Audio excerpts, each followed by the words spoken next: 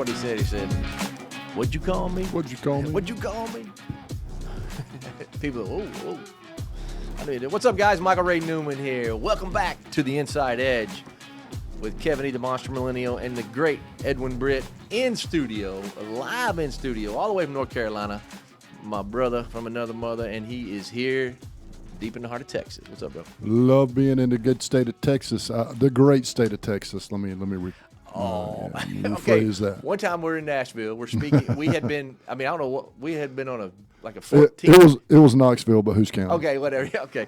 Well, now you got it straight, and I didn't. But at least I mean, we were like in 6 states in 5 days or 6 days, and we had been doing a lot of training, and Edwin gets up and says, "Welcome, everybody." He always does this thing. Welcome to the great state of whatever. I think I said East Texas, and we were in East Tennessee. Yeah, he was in front. He was in front of the.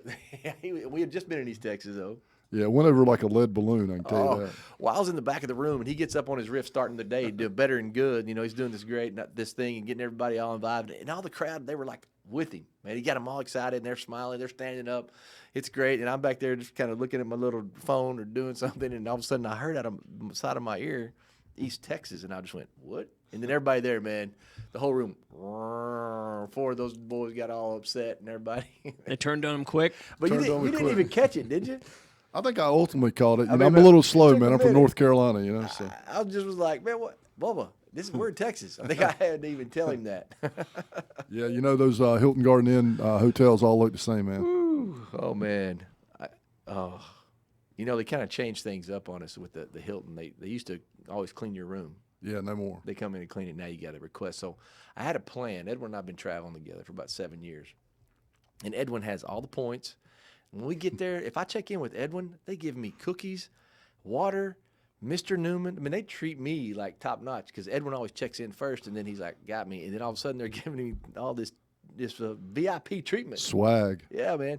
Now you don't have the VIP parking pass like I do right up front. No, I don't have that one. No, you don't have. Of course, I haven't been arrested yet either. Yeah.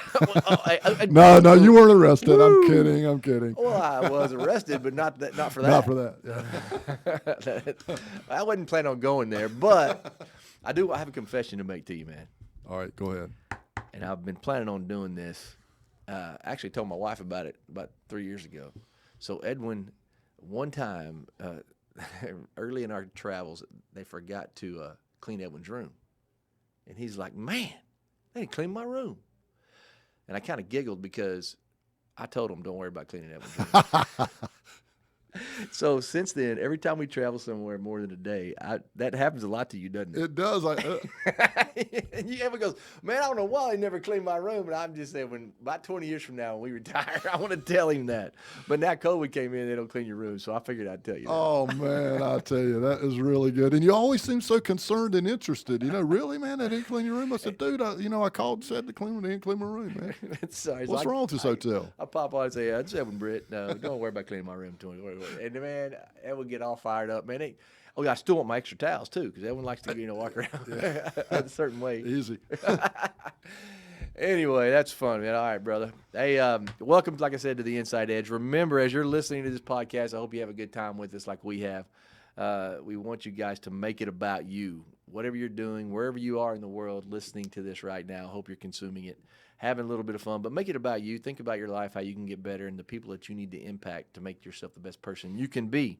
So with that being said, and when I had this thing come across, every once in a while I hear people in earshot, and I know you do a lot of coaching, I do some coaching, and we take Mindset of a Champion. Now it's virtual. You can get it now. You know where you can get it now? Tell them where you can get it. I don't know. Inside Edge. No, you can get it edgeglobalinc.net, edgeglobalinc.net. Yes. You can sign up for our little virtual 52-week program, and it's got like 63 lessons in there. They're just-in-time short tidbits that can pick you up whenever you need it. They can also educate and validate what you'll do on here and anything you do. But you can go there, $7 a month. It's less than a cup of coffee nowadays. The inflation hasn't hit that. We also come to you guys. We'll come into your business or to your team and help make them the best they can be, because Mindset of a Champion and Life by Design training is really our life, but we've been able to put it together over the last few years, right? Absolutely, man, and it's been fun. Right? Yeah. We're having a good time together, as you can tell from our podcast here so far today. Yeah, yeah. Just wait till the after party gets even better, right, Edwin? So yeah, but here's what I heard at Earshot today the other day, and it really concerned me. I heard somebody going, "Yeah, man," and I've heard this before, but I've heard somebody just talking about not, man, I want to do that, but it's not right yet, and I'm not ready for it to go. Kevin E's got a little bit of this in him because he's a little bit of a perfectionist. And sometimes we would never even start this podcast unless I just said, because, and he's over here right now. It's been a problem. You couldn't see it. He ran back to his seat just then, punched himself up because he was over here dicking with this light. I mean, this is a light. Can you see me? Does that make a difference? Can you hear me better now? Hey, make sure you put it back how it was. Oh, I don't know how it was, but now you have to be back over here. But as soon as I say Kevin E's name, he knows he's about to go to ask him a question, but he runs back over. Yep. So here's the problem. Hey, man, I know you didn't know this, Edwin, probably. And I know, Kevin E., you probably knew this. I had a Superfly mullet back in the day. Oh, yeah. You've heard that story. I've still never seen evidence, man, but I've heard of it. Oh, I've actually seen evidence. He really did. Yeah, he did. And I was a rock star back in the 80s. So I want you guys to know that. We had a lot of fun. And I actually, we had one guy that had talent, and he could play the guitar. He could make all the music, play the drums, bass. He was awesome. He's an amazing dude. And then we had John Blank, and neither one of us had any talent, but we had a lot of fun, man. That one time we played down at this place called the West End in Dallas, Texas. We played the Corner Bar. If you guys know the Corner Bar, shout out. If you ever went down there and saw us play, you know it was good. And the bartender said this at 3:30 in the morning after everybody was gone and the West End was shut down, even the bums had gone home. The police had just taken the last person out of that Corner Bar that went to jail that night because the fight may have broken out in the back a little bit. He said, "Dude, you guys definitely are not the best band I've ever heard." He goes, "But I've never had more fun or made more money than when you guys show up." Baby. Yes, sir. Play hard, have fun, make it count. That's what we've always done. But Andy Calmira was an amazing dude. And I want to tell you something. He could write better than he could play. This guy, and he went off to California to go chase his dream. John moved to Florida. And I stayed in Texas. We had to get as far apart as we could from each other to stay alive. We decided to do that. But he showed me one night, and he had written all this music. And he showed me all these songs that some of them were finished. Dude, they were great. And I'm like, I get so excited about some stuff. And I'm like, we got to go right now, man. We got to get you in front of somebody. You got to start playing these songs. You got to let everybody see them. And he's like, yeah, man, but this one, I'm not happy with the hook here, and I'm not happy with this verse here, and I'm just not, it's not perfect yet. Makes sense to me. Yeah, I know, Kevin. We can't turn on, you can't start yet. Kevin, start the damn show. I got to go home anyway. So, but he never let it go. This was 30-something years ago, man. Wow. And he'll never know. Never know.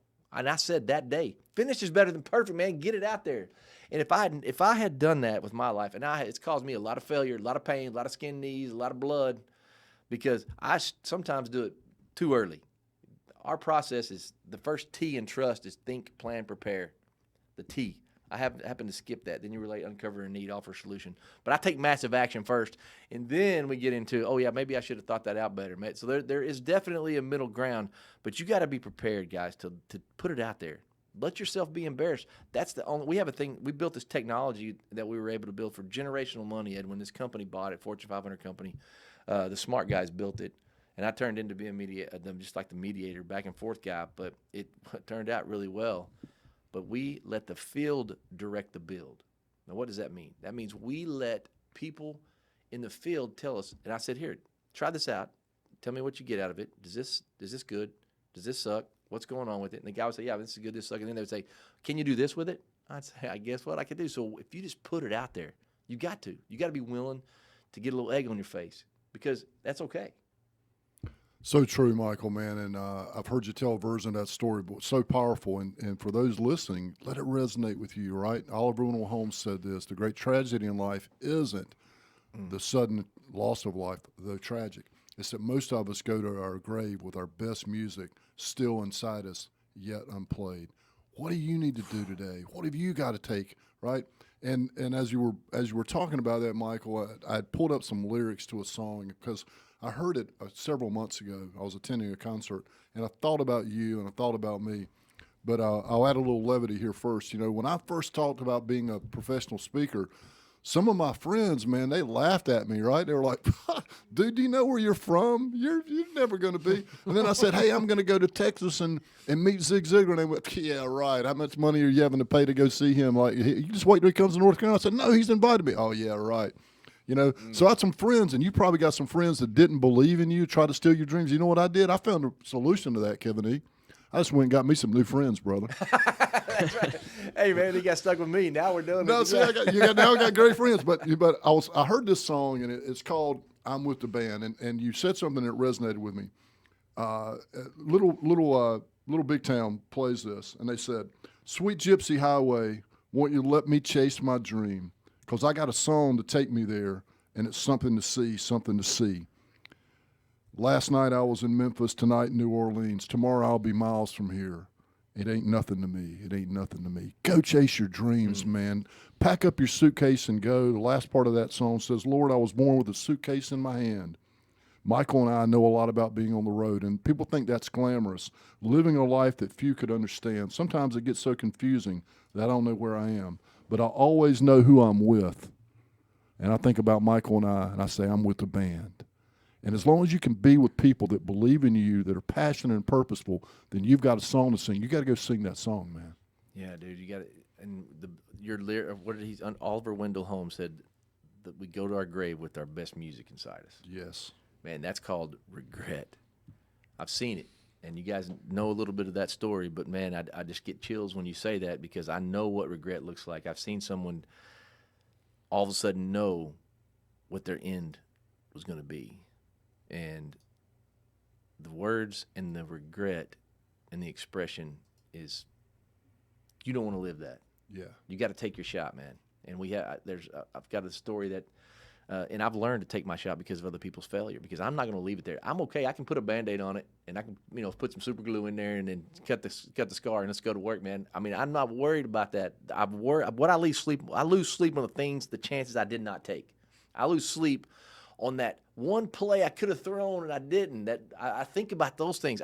The conversation I could have had and I didn't, but I was afraid because of what people said to me. Just like Ronald Reagan, you said that about those guys. Ronald Reagan, he said he wanted to play football. You're too small. He was going into high school. He said, man, no. You don't need to play football. You're too small. He said, then he goes, I'm going to be in theater. I want to be an actor. Hey, man, you're doing good with football. Stick with that. That's what you need to do.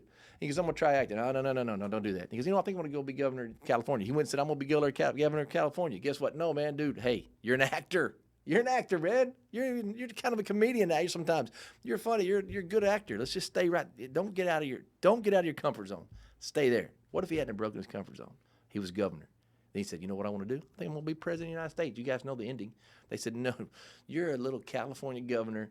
Stick to what you know. Boom. One of the greatest presidents of our modern era. Wouldn't you agree? Absolutely. I was a huge Ronald Reagan fan and a great communicator, and he was president for 8 years. And I would argue that patriotism and advancing and all the things that he accomplished during his period and term were some of the highlights for America for sure. Second, maybe to John F. Kennedy in the little brief time that he was able to be president. We got something's falling. Yeah, that's true. And you know what? Hey, man, don't let those lights and cameras throw you, and try not to throw the damn lights and cameras, Michael. Could you work on that, man? I'll do that, man. It's your gig. Do whatever you want, but that's what I'm.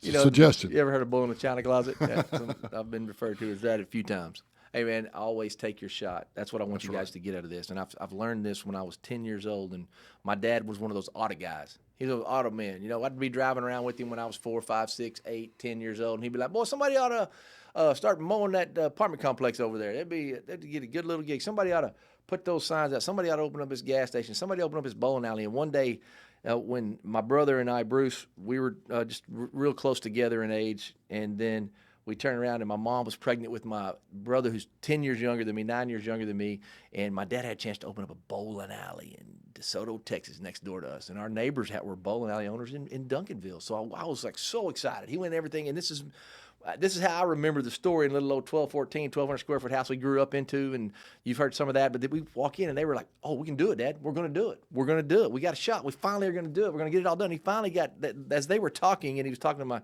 my pregnant mom, he finally said, shut up, boy, we ain't doing it. He kind of pushed me out the front door and said, get out of my hair. I'm tired of hearing you say we got to do it, and you pushing me. And I walked out on that front door that day. He said, we're not going to do it. And at that time when I was 10 years old, 9 or 10 years old, I remember the feeling of I will always take my shot. Always. And like I said, that's cost me a lot of money. It's cost me some relationships. It's cost me some of my laughs off my years probably. But I've always been able to take my shot. And what I do, Edwin, is go as far as I can see. And when I get there, I can see further.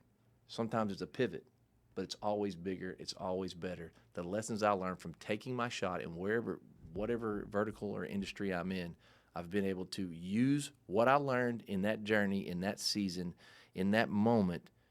I use it still today. So I want to leave you guys with this. Take your shot. Because at the end of the day, you're going to regret the shot you did not take. It's not about your failures. People forget that. Time has a tendency of softening the bad and highlighting the good. Remember that. And if you can't think of anything else, remember what my granny used to tell me. She said, Michael, if you can't think of anything else, just be nice. Because people don't always remember what you say, but they always remember how you made them feel. See ya.